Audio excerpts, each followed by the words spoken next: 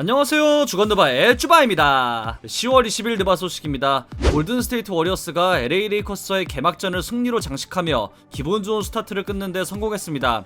골든스테이트는 시즌 73승을 달성한 2015-16 시즌 이후 직전 5시즌 첫 경기에서 단 한 차례만 승리를 거뒀습니다. 골든스테이트는 명실상부 스테판 커리의 팀이며 그가 차지하는 팀 내 비중은 코트 안팎으로 압도적인 수준입니다. 이는 지난 시즌 골든스테이트가 끝까지 플레이오프 경쟁을 할 수 있던 이유고, 그런 커리의 활약이 있었기에 이번 시즌 시작 전까지만 해도 커리를 MVP 후보로 뽑는 사람들이 많았던 이유이기도 하죠. 단 오늘 경기만큼은 골든스테이트가 팀의 면모를 유감없이 선보였습니다. 이 중심에 있던 선수들은 프리시즌 고트 조던 풀과 니콜라 요키치 빙의한 네마냐 비엘리차였습니다. 풀의 얘기를 해보자면 프리시즌을 통해 클레이 탐슨 저리 가라 할 정도의 퍼포먼스를 선보이며 탐슨의 공백을 채워줄 중요한 역할을 할 정도로 여겼지만, 오늘 20점을 올리며 그 경기력이 우연이 아니었음을 증명하는 데 성공했습니다.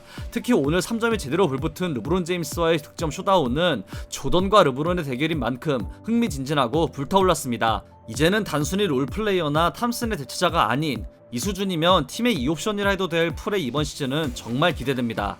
풀이 경기 초중반 팀의 득점을 책임지며 활약했다면 경기 마무리를 책임진 선수는 네마냐 비엘리차였습니다. 오늘만큼은 니콜라 요키치 빙의했다고 해도 과언이 아닐 정도로 팀의 공격을 진두지휘하며 컨트롤 타워의 역할을 120% 소화했습니다. 커리가 무려 23.8%의 야투율을 기록했고, 드레이먼드 그린이 5개의 실책을 범했음에도 LA 레이커스를 상대로 승리를 따낼 수 있던 이유는 바로 이 두 선수의 맹활약이 있었기 때문이라고 생각합니다. 기분 좋은 첫 승을 거둔 골든스테이트는 기세를 이어가 22일 또 다른 LA 연고지 팀인 클리퍼스를 홈으로 불러들여 시즌 2연승에 도전합니다.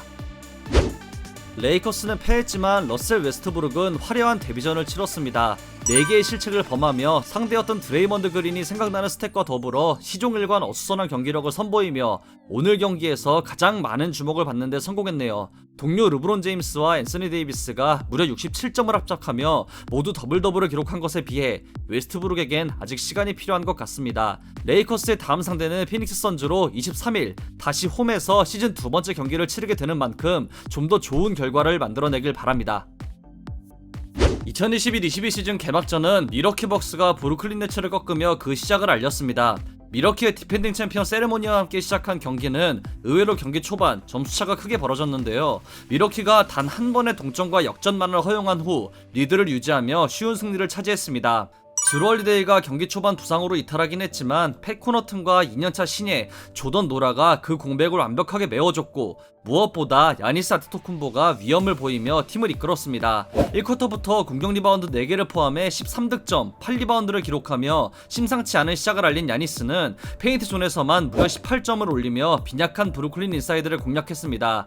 ESPN의 도리스 버크가 언급했듯 우승이란 압박감에서 벗어나 기량이 만개한 야니스는 현 리그에서 가장 맞기 힘든 존재가 되었고, 오늘 경기는 그런 야니스의 위대한 여정을 알리는 시작이 아니었나 싶네요. 모든 선수가 고루 좋은 활약을 펼친 미러키는 22일 마이애미 히트와 시즌 두 번째 경기를 치르게 됩니다. 비록 경기는 패했지만 브루클린 네츠의 패티 밀스는 새로운 팀에서 화려한 데뷔전을 치렀습니다. 21점을 올린 밀스는 본인의 득점을 전부 3점으로 넣으며 총 7개의 3점을 100%의 성공률로 적중시켰습니다. 현재 브루클린은 주전 가드 카이리 어빙이 이탈한 상황으로 백업을 맡을 것이 예상되었던 밀스는 거의 주전과 다름없는 중요한 역할을 맡게 되었죠. 프리시즌 일정을 통해 부진한 모습을 보이긴 했지만 역대 NBA 개막전 3점 성공 개수 공동 2위에 올랐는데요. 중요한 건 이 선수들 중 100%의 성공률을 기록한 선수는 밀스가 유일하다는 점입니다. 미러키의 탄탄한 수비와 빠른 트랜지션, 선수단 전원의 고른 활약이 무너지긴 했지만 브루클린이 23일에 있을 필라델피아 세븐티식서스와의 경기에서는 시즌 첫 승을 따낼 수 있을지 지켜봐야겠습니다.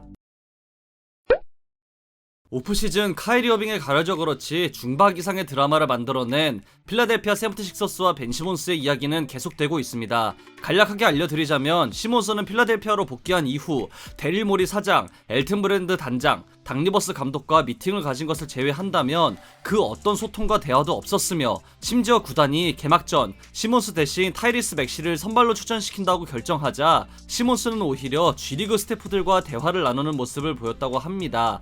훈련도 개인 훈련만 진행했고 이 팀 훈련에는 숫자 채우기 정도만 할 뿐 리버스 감독의 지시도 거절하는 모습을 보였고, 리버스 감독은 그런 시몬스를 코트에서 쫓아냈다고 합니다. 이로 인해 시몬스는 한 경기 출전 정지 징계를 받았고, 조엘 엠비드는 인터뷰를 통해 그들의 일은 육아가 아니라며 시몬스의 행동을 비판하는 듯한 말을 전했습니다. 글쎄요, 좋아하고 응원하던 선수였는데 현 상황에서는 도저히 손을 들어줄 수 없는 시점까지 왔네요.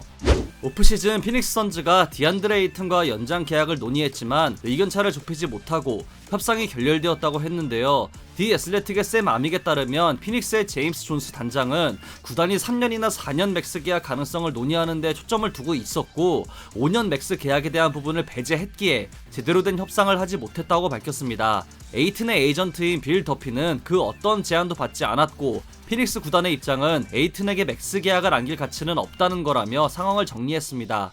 존스 단장은 에이튼과 계약을 맺지 못한 것에 굉장히 실망스러운 상황이며 물론 에이튼이 그의 드래프트 동기들인 루카 돈치치나 트레이 영처럼 5년 맥스 계약을 맺길 원한다는 걸 알지만 에이튼 측이 이 부분에서의 조정을 아예 원하지 않기에 더 이상 논의할 수 없었다고 했습니다.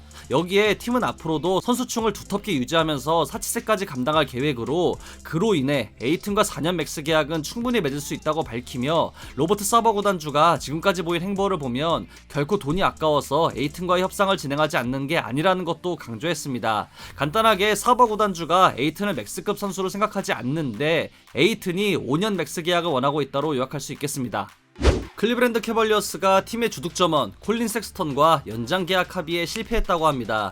소식에 따르면 분명 섹스턴은 훌륭한 득점원이긴 하지만 그의 형편없는 2차 스탯이 구단이 연장 계약을 서두르지 않는 이유이며 섹스턴은 샬럿 호네츠와 테리 로지어가 맺은 4년 9,700만 달러 규모와 흡사한 계약을 맺길 원했었다고 합니다.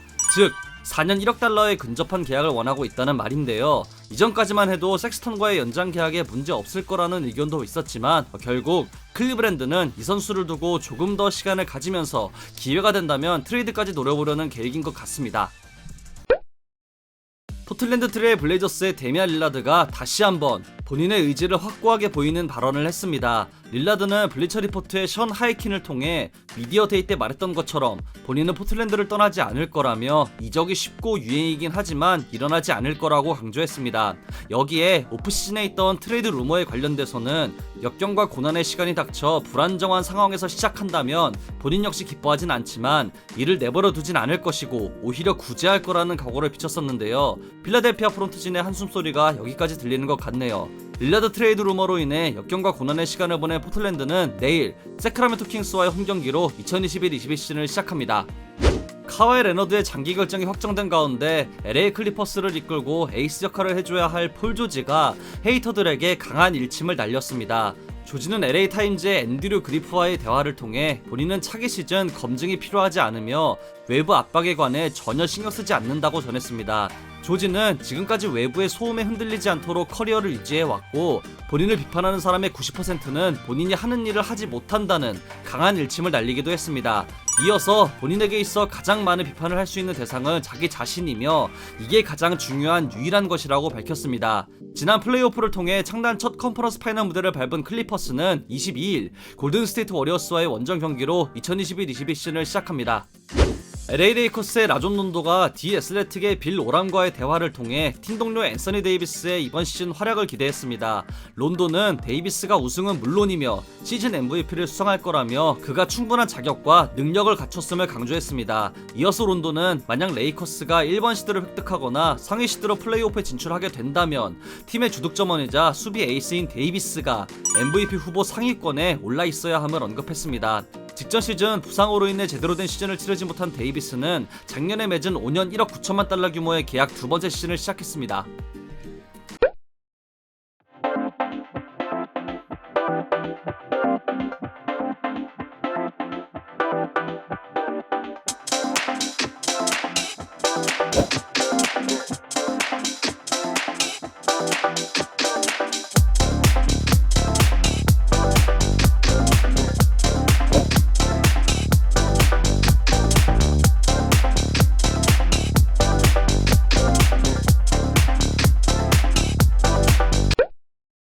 이상으로 10월 20일 주간 너바를 마치도록 하겠습니다. 재밌게 보셨다면 구독, 좋아요, 알림 설정도 잊지 마시고요. 다른 영상도 감상하시는 걸 강추합니다. 저는 더 좋은 영상으로 찾아뵙도록 하겠습니다. 지금까지 쭈바였습니다. 감사합니다.